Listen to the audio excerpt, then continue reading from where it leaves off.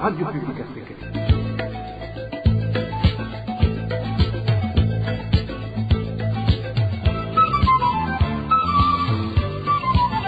Radio Publique Africaine.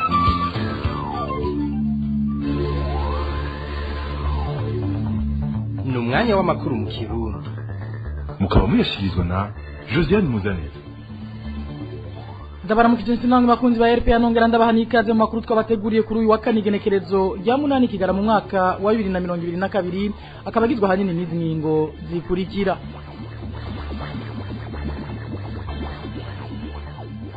Umupfakazi wa Ferdinand Nyandwi batazira kamba y'ingwe asaba gukingirwa umutekano ni mu gihe ariko agirwa kiterabwoba n'abagirizwa kugandagura umunega wiwe inyuma yaho abadomeye ku rutoke imbere y'umushikiranganje wa mbere yararamutse agendera intara ya Kirundo. Ubukene n'inzara birabica bigacika mu barundi bahungiye mu ikambi y'Irusenda mu gihugu ca Kongo ivyo akaba ari imwe mu nkurikizi y'ingingo yafashwe na leta y'ico gihugu ingingo ibabuza gusubira gusohoka ikambi ngo baje kurondera ico rirenza kubera umutekano muko harangwa muraza kubikurikira murano makuru na yana yandi ni mukanya sase mukanya ni nkuri mwimwe kwayo.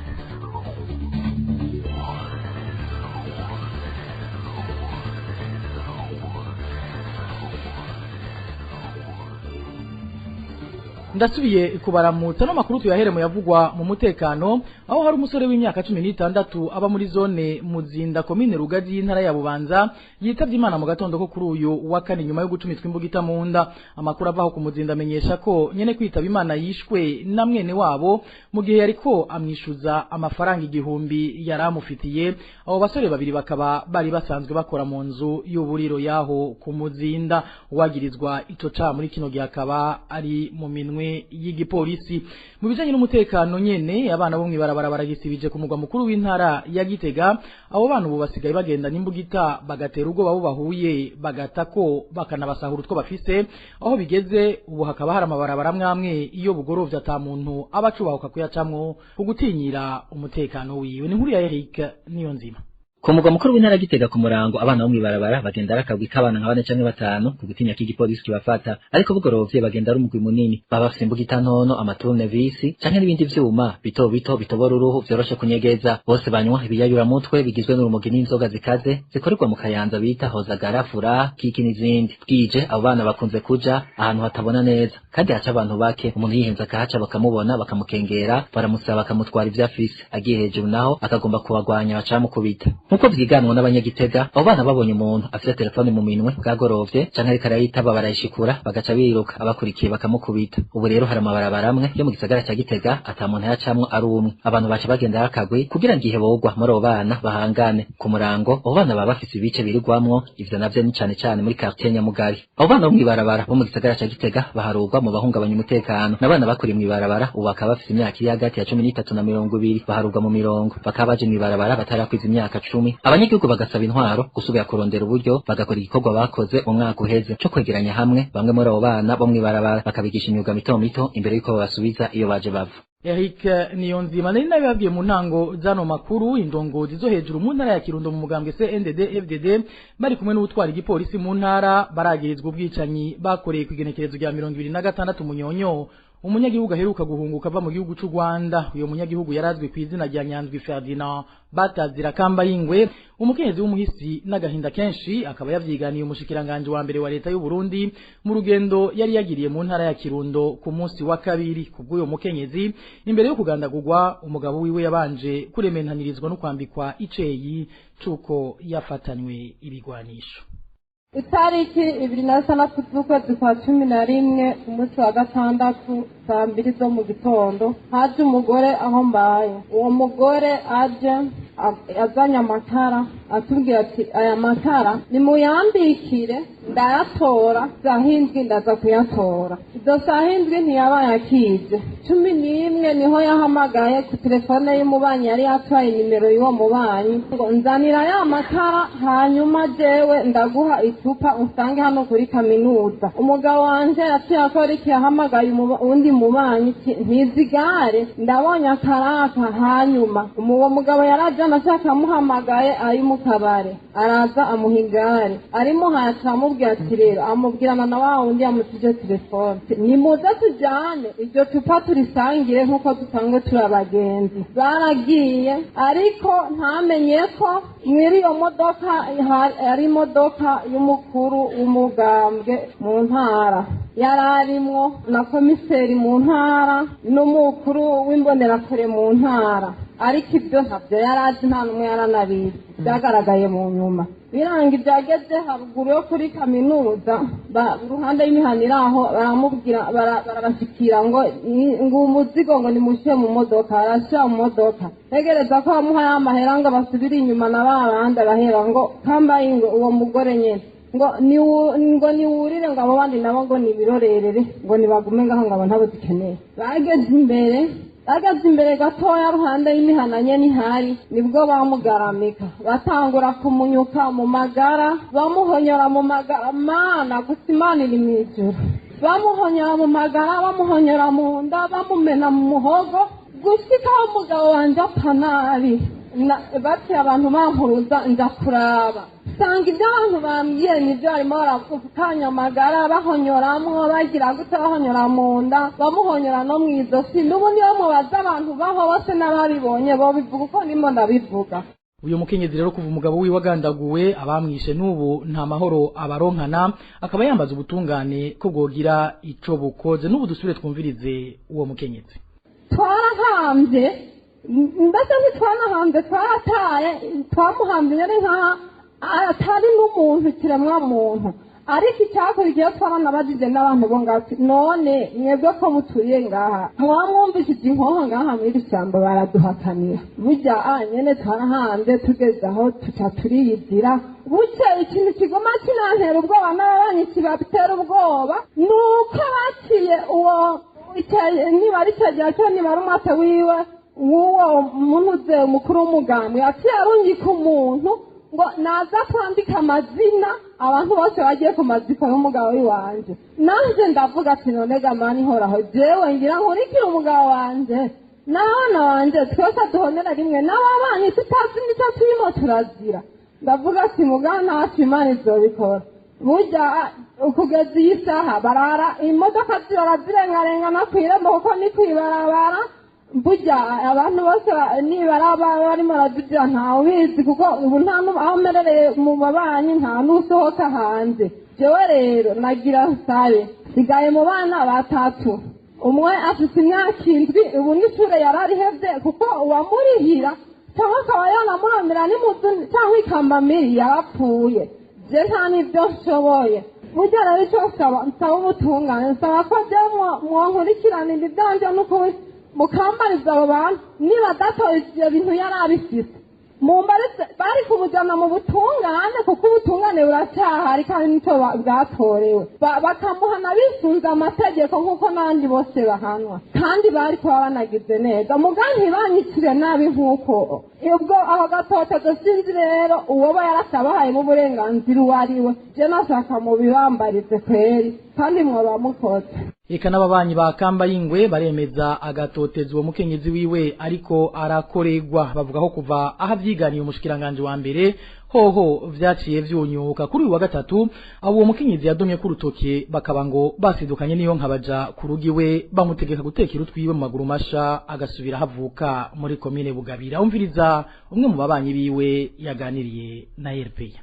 kuva aho agandaguriwe umuryango wiwe ntiwigeze uronka amahoro wagumye uza guterwa ubwoba n'abajeje intwaro harimo n'imbonerakure aho umushikiranganji wa mbere agendeye intara ya Kirundo umupfakazi yarashoboye gushika aho umushikiranganji ariko agira inama aravuga ingene umugabo wiwe yishwe imaze kubivuga abadondaguwe reka abajeje intwaro bose bo mu ntara ya Kirundo babaye nka kurya kw'ingwe ibonye ko amaraso ejo ku munsi wa gatatu umupfakazi yagiye abona yugarijwe n'abajeje intwaro uhereye kuri buramatari kumanuka reka inzego zose zo mu ntara ya Kirundo twabonye ku umutumba wuzuye kuhira iwiwe kumva zo kumutera iterabwoba uwo munsi ku munsi wa kane turamutekera ko aca agenda mu bugabira tukabona ko ari uruhigi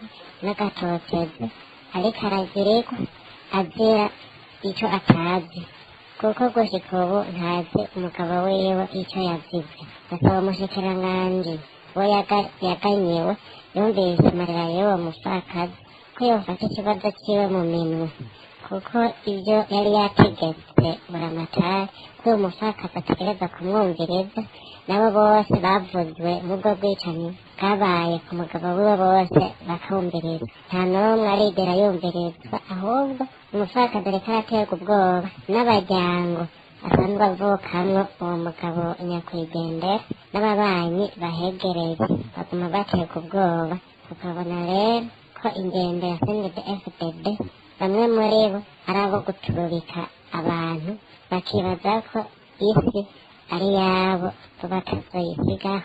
Uruganda rwa RPA ntirurashobora kuronka Albert Hatungimana buramatari w'intara ya Kirundo kugira ngo agire ico abivuzeko. RPA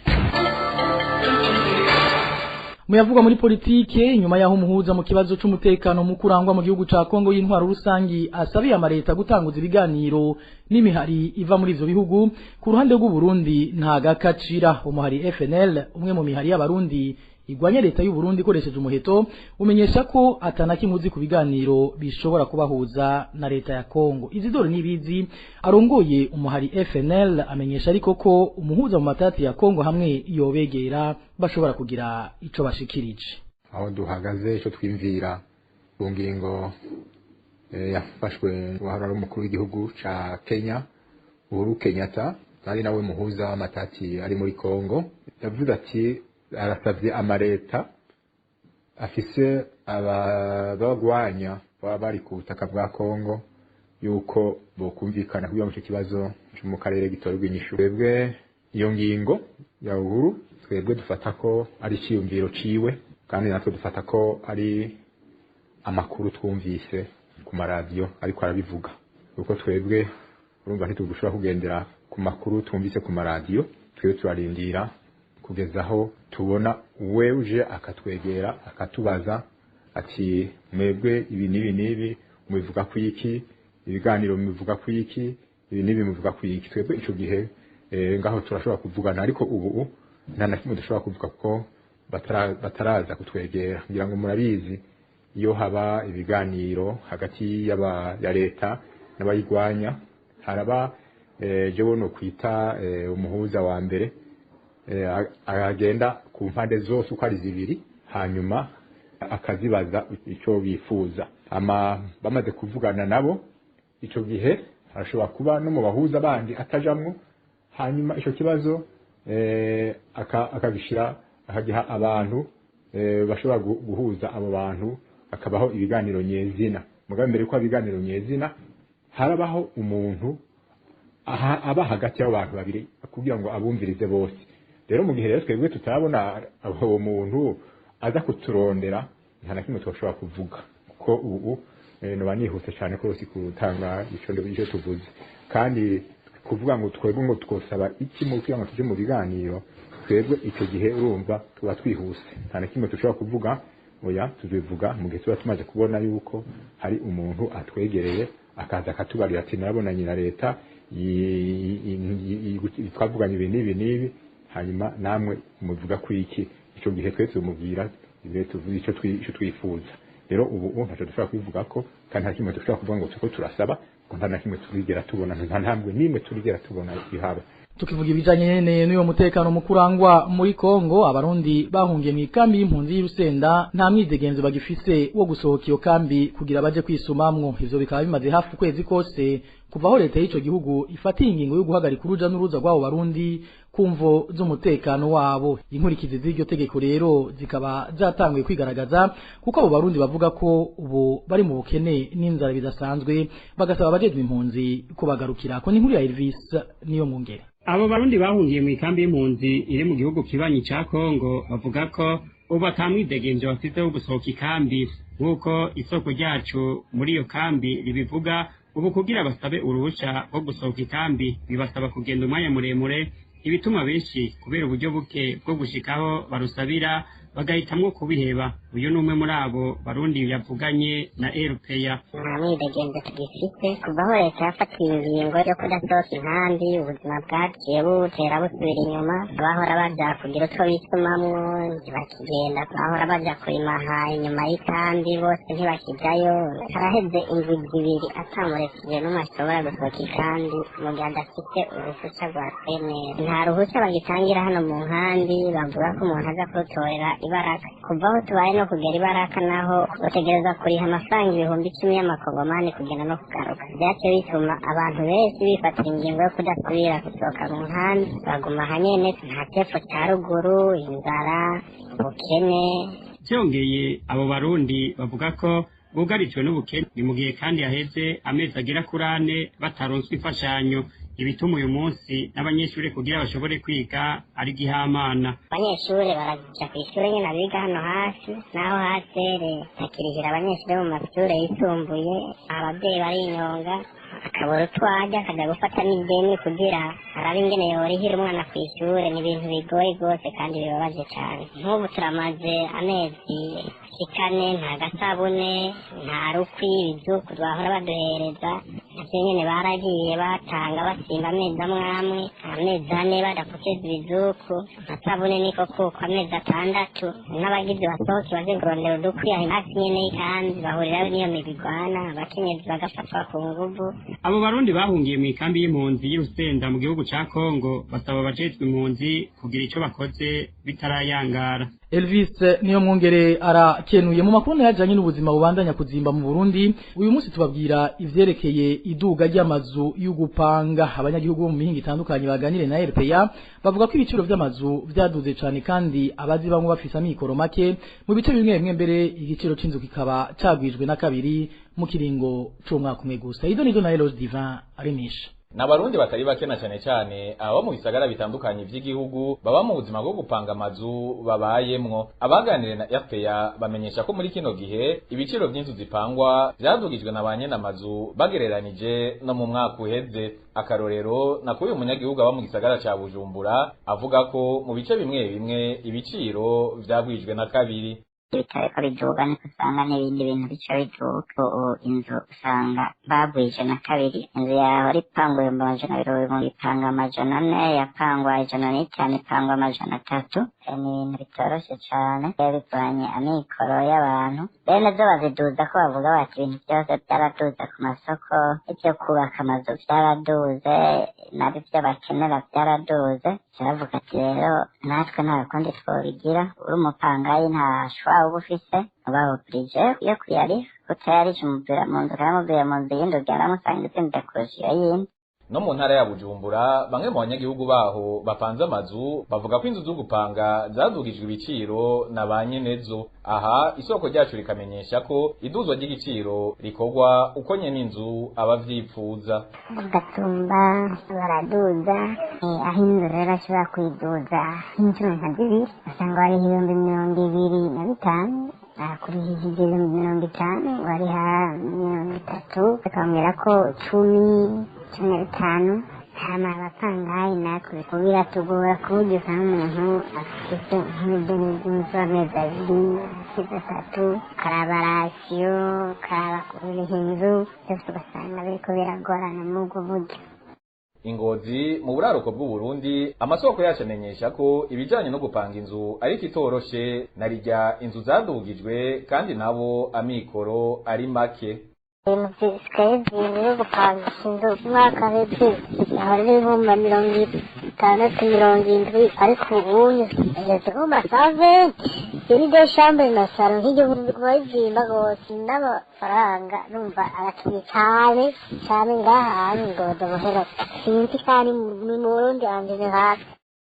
Ahandi RPA yashoboye kumenya ingene ibiciro byo gupanga amazu vyifashe ni mu ntara ya Bubanza. Bamwe mu banyagihugu baho bavuga uko inzu zadugijwe bamenyesha ko inzu yahora yishurwa 100 mu mwaka wa 2021 igeze ku 150. Naho rero abanyagihugu bapanga amazu mu mihingo itandukanye bavuga ko banyene amazu badugije ibiciro, bo ku ruhande rwabo bavuga ko byose bituruka ku faranga ryataye agaciro bigatuma ubukene bukwira hose.